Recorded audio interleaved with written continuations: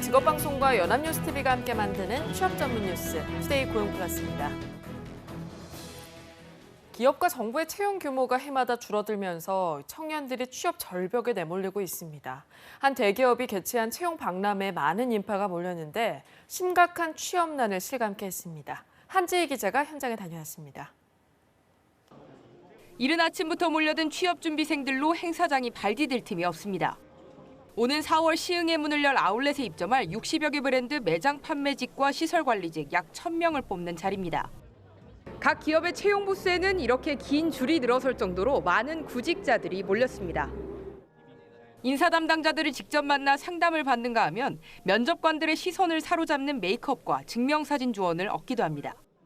경제 활성화가 되려면 기업들도 좀 과감하게 투자도 하고 요새 화두인 일자리 창출에 기여를 하고 기업의 어떤 지속적인 성장을 위해서 좀 협조하는. 지난해 7만 5천 명가량을 뽑았던 10대 그룹은 최순실 게이트 파장에 따른 혼란과 대내외 경영 환경 악화로 인해 아직 신입사원 채용 계획조차 잡지 못하고 있습니다. 채용 방식 역시 기수별로 대규모로 뽑는 공채보다는 인력을 유연하게 운영할 수 있는 수시 채용으로 바뀌고 있습니다. 대기업 공채에 대해서는 공채 자리가 점점 줄어들게 되면서 상당히 걱정되고 제 생계나 꿈에 대해서도 고민을 하게 되는 시간인 것 같아요. 대기업 채용뿐만 아니라 6년간 증가세를 유지해오던 공무원 신규 채용도 올해 들어 감소세로 전환하면서 올해 취업준비생들이 느끼는 고용 한파는 더 매서워질 전망입니다. 연합뉴스TV 한지입니다. 정부가 1분기 고용 여건이 더 어려워질 것으로 보고 다음 달 청년 일자리 대책을 내놓기로 했습니다. 정부는 지난 15일 정부 서울청사에서 유일호 부총리 겸 기획재정부 장관 주재로 경제 현황 점검 회의를 열어 이 같은 방안을 논의했습니다.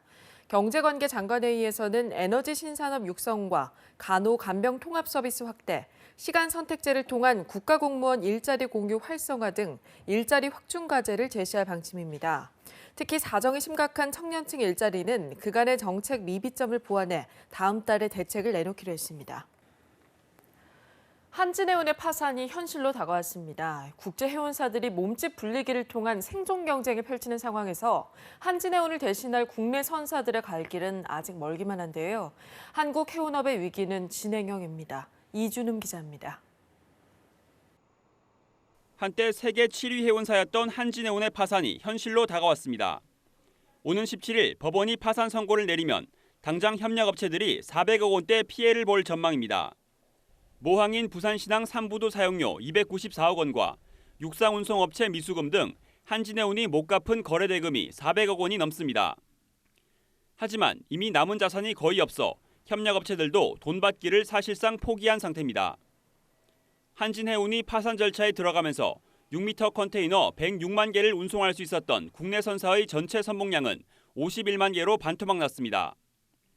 하지만 한진해운을 대신하겠다고 나선 현대상선의 선봉량은 같은 기간 컨테이너 40만 개에서 46만 개로 소폭 증가하는 데 그쳤습니다. 국제 경쟁력을 위해서는 덩치를 키워야 하지만 해운동맹 2M과의 협약 탓에 당분간 선봉량 확대는 기대하기 힘듭니다. 한진해운의 핵심 자산인 미주 아시아노선을 인수한 SM상선은 최근 선주협회에 가입하며 올 3월 출범을 준비하고 있지만 경쟁에서 살아남을 수 있을지 장담할 수 없는 상황입니다. 정부는 한진해운 파산 이후 국내 해운업 회복을 위해 최대 20척의 선박 건조를 지원하고 국적터미널 운영사를 만들기로 했습니다. 또 해운사로부터 선박을 사들인 뒤 다시 싸게 빌려주는 등 각종 지원에 나섭니다. 하지만 한진해운 파산으로 국제시장의 신뢰가 떨어지면서 국내 해운업은 당분간 힘든 시기를 보낼 전망입니다. 연합뉴스TV 이준음입니다. 상장기업들의 주주총회가 17일부터 본격적으로 시작되는데 올해도 예년처럼 다수의 주주들이 의견을 제시하기는 어려울 것이란 분석이 나옵니다. 그런데 정부와 기관 투자자들의 의결권 행사를 독려하고 있어서 이들이 목소리를 낼지 관심입니다. 김동욱 기자입니다. 지난해 3월 기아자동차 주주총회, 정의선 현대자동차 부회장의 비상무이사 재선임 등 굵직한 이슈들이 있었지만 30여 분 만에 속전속결로 진행됩니다. 보고서에 자세히 나와 있기 때문에 일일이 설명하지 않으셔도 회의 진행에는 문제가 없을 것으로 생각합니다. 이날 하루에만 SK와 현대그룹, LG전자 등 상장사 333곳이 일제히 주주총회를 열었습니다. 이에 따라 다수의 소액 주주들의 참여가 제한됐고 소수가 주도하는 형식적인 주주총회가 됐다는 비판이 나왔습니다. 올해도 상황은 크게 다르지 않습니다. 일정을 확정한 상장사 절반 이상의 주총이 다음 달 24일에 열리는 등 대부분 3월 중하순에 몰려있기 때문입니다.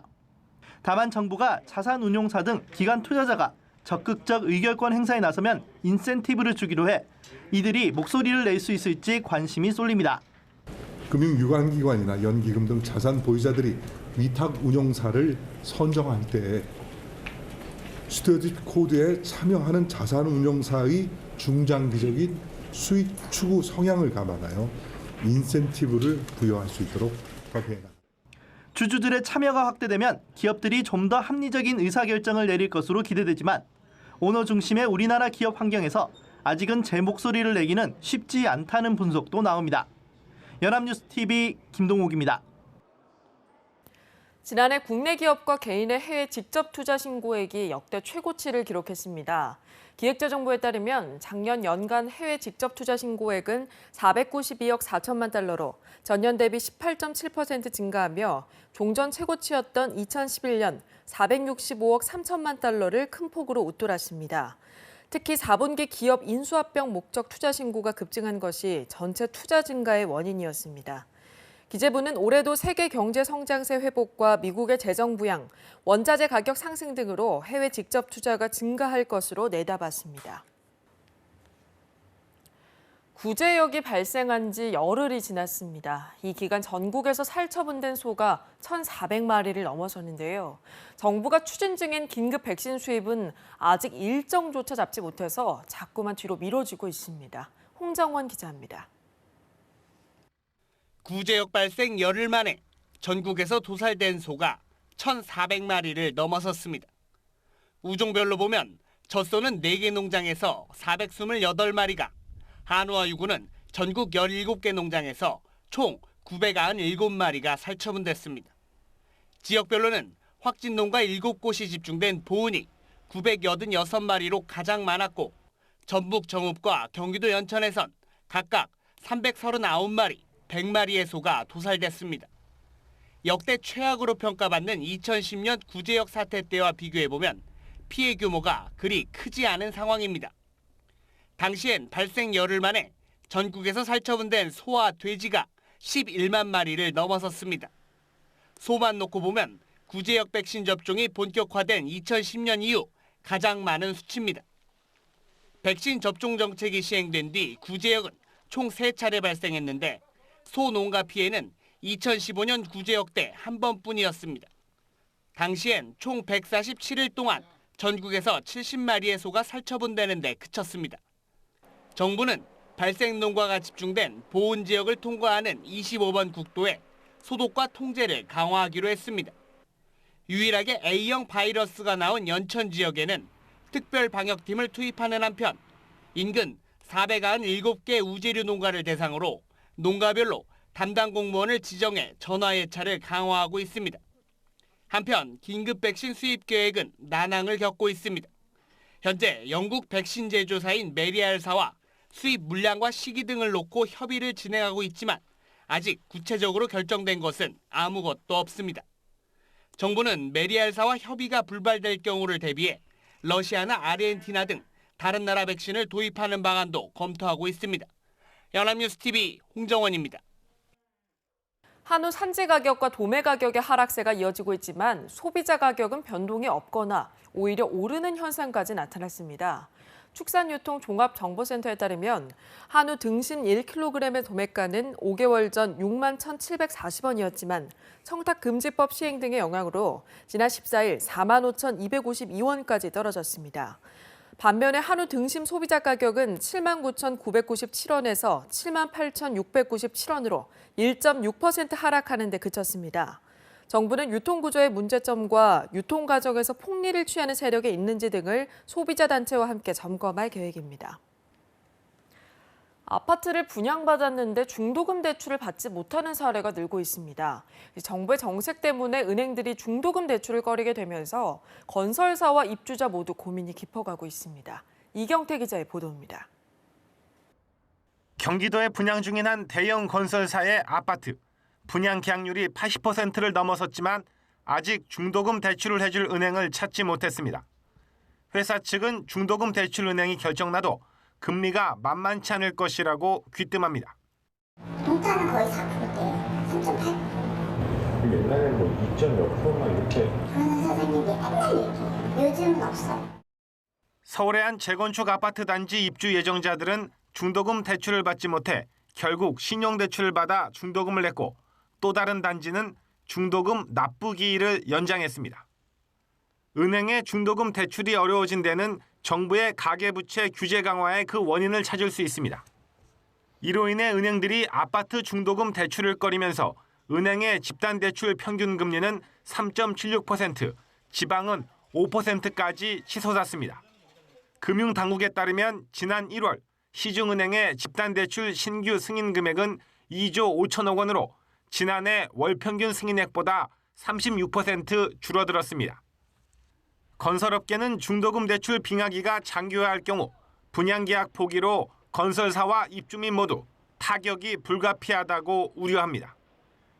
작년 상반기만 해도 빚을 내 집을 사라는 신호를 보이던 정부가 너무 빨리 정책을 급선회한 것 아니냐는 목소리가 나옵니다. 연합뉴스TV 이경태입니다.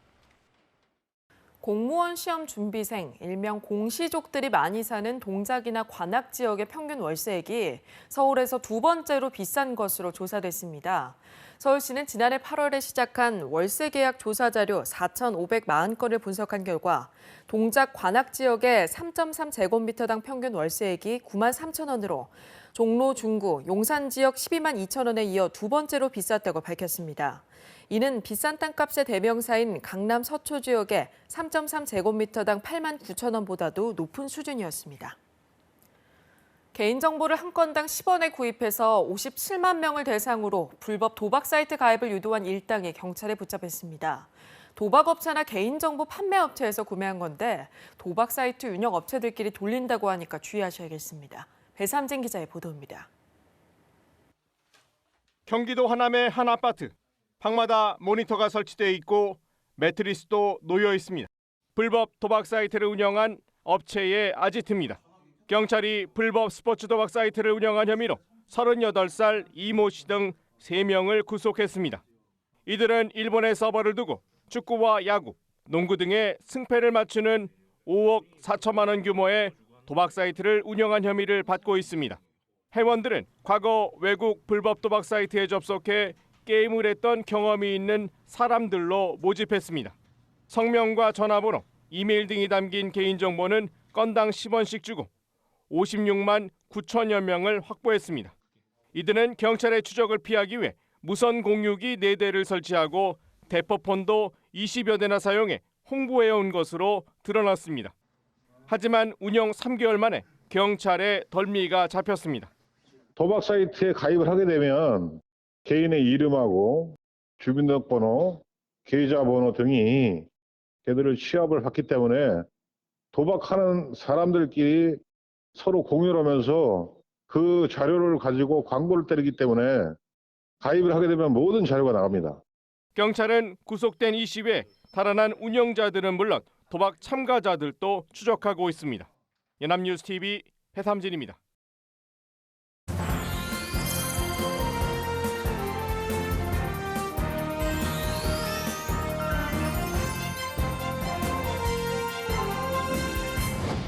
사회적으로 핫한 이슈를 키워드로 알아보는 핫키워드 시간입니다. 구분하켓이 나왔습니다. 안녕하세요. 안녕하세요. 핫키워드 시간입니다.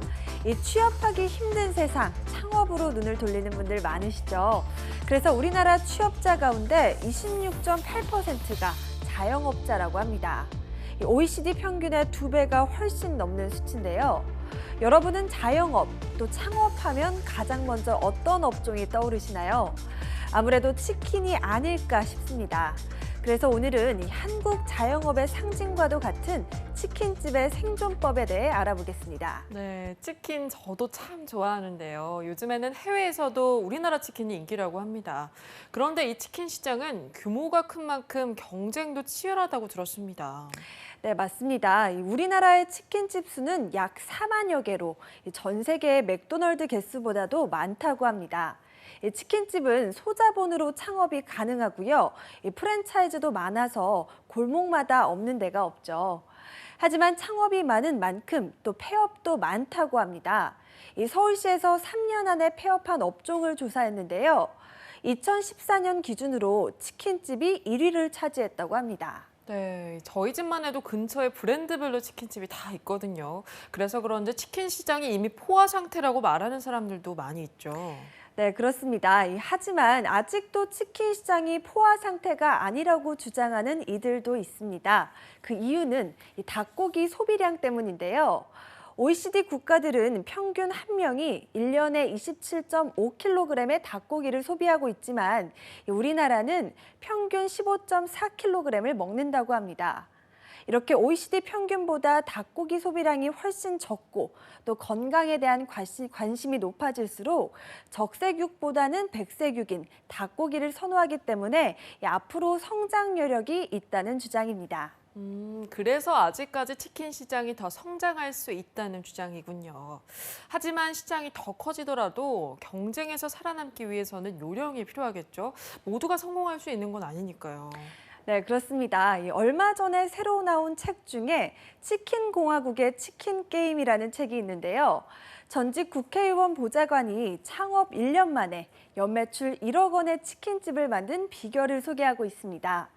초보 창업자로서 혼자 치킨을 튀기고 또 배달을 하면서 살아남은 나름의 노하우를 담고 있다고 해서 그 내용을 살짝 소개해드리려고 합니다. 네, 이 치킨 게임이라면 서로 마주보고 돌진하는 두 사람 가운데 먼저 피하는 쪽이 지는 게임을 말하는 걸로 알고 있는데요. 그야말로 이판사판의 극단적인 상황을 떠올리게 하는 게임입니다. 정말 필승의 전략이 있긴 있는 건가요? 네, 먼저 저자는 혼자 치킨을 튀기고 배달도 하면서 인건비를 아꼈다고 합니다. 매장은 철저하게 배달 위주로 꾸며서 경제성을 확보했는데요. 저자는 배달을 위주로 살아남기 위해서는 새 아파트는 피하라고 충고했습니다. 네, 왜 그런지 궁금한데요. 최근에 지은 아파트들은 아무래도 입점 경쟁도 더 치열하기 때문일까요? 아닙니다. 이유는 의외로 단순했는데요. 요즘 새로 짓는 아파트는 지상으로 차나 오토바이가 다니지 못하게 설계가 되어 있기 때문에 배달할 때 기동성이 떨어지기 때문이라고 합니다. 저자인 박희채 씨는 배달 장사를 위해서는 위치를 굉장히 강조했는데요. 이 거점 지역에 있어서 여러 군데를 묶어서 배달할 수 있는 위치가 가장 좋다고 합니다. 이 배달 수입 극대화를 위해서 위치가 성공 조건의 첫째라고 합니다. 네, 좋은 입지라는 게 분명 여러 가지 의미가 있을 텐데요. 아무래도 사람들 눈에 잘 띄는 곳이 홍보 효과도 있고 좋지 않을까요? 네, 박희채 씨의 경우에는 홀 영업을 포기하고 배달과 포장에만 전념했기 때문에 눈에 잘 띄는 임대료가 비싼 곳을 피할 수 있었다고 합니다. 이 전략은 굉장히 성공적이었는데요. 20-30평 남짓하는 홀을 가진 카페형 치킨집의 경우에도 무려 60%의 매출은 배달에서 나온다고 합니다. 그래서 눈에 잘 띄는 곳에서 비싼 임대료를 내기보다는 배달이 편리하고 임대료가 싼 곳을 찾으라고 조언했습니다. 네, 그렇지만 우리나라 사람들의 치맥 사랑을 생각하면 매장에서 술도 팔고 치킨도 파는 게 더 남는 장사가 아닐까 이런 생각도 듭니다. 배달할 필요도 없으니까요. 물론 술을 팔아서 이윤을 남길 수도 있지만 이 술 손님들은 회전율이 낮다는 단점이 있습니다. 이 손님들을 응대하기 위해서는 종업원을 더 써야 하기도 하고요. 이러다 보면 결국 비용이 감당이 안 돼서 실패하기 십상이라는 겁니다. 오히려 성공하는 쪽은 이런 비용을 줄이고 배달에 집중하는 경우라고 하는데요. 대신 임대료가 싼 곳을 찾아 골목에 매장을 차렸다면 그만큼 열심히 홍보를 해야 합니다. 이 박희채 씨의 경우에도 주문이 없는 틈이 나면 무조건 전단지를 들고 밖으로 나갔다고 합니다. 네, 선택과 집중, 그리고 무엇보다 결국 부지런한 사람이 승리를 하는 거네요. 네, 그렇습니다. 보통 프랜차이즈 치킨은 별다른 기술 없이 본인의 성실함으로 승부를 볼 수 있는 종목인 것은 맞습니다. 하지만 이 치킨집으로 큰 성공을 거둔다는 욕심보다는 정확한 손익분기점을 세우고 또 투자 대비 수익률과 이 본인의 인건비를 번다는 생각으로 접근해야 한다고 전문가들은 충고합니다. 네, 치킨에 대한 빅데이터 분석에서 치킨과 가장 큰 연관성을 갖는 감정이 바로 행복이었다고 합니다. 한국 사람들에게 치킨은 일상의 소소한 행복인데요. 치킨집을 운영하는 사장님들에게도 행복을 가져다 줄 수 있도록 끝까지 살아남는 치킨집이 많아졌으면 좋겠습니다. 자, 지금까지 핫키워드 구보나 캐스터와 함께했습니다. 고맙습니다. 고맙습니다. 투데이 고용플러스 오늘 준비한 소식은 여기까지입니다. 함께해 주신 여러분 고맙습니다.